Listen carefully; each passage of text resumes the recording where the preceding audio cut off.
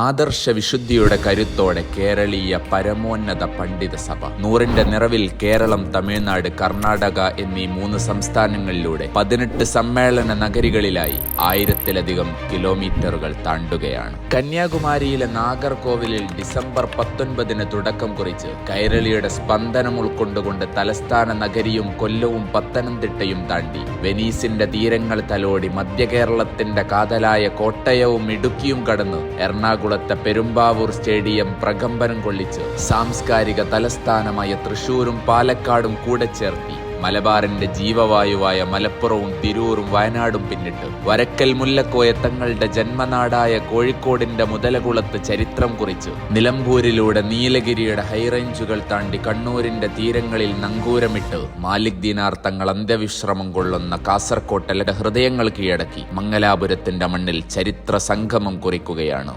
സയ്യിദുൽ ഉലമ നയിക്കുന്ന സമസ്ത ശതാബ്ദി സന്ദേശയാത്ര ഡിസംബർ 19 മുതൽ 28 വരെ.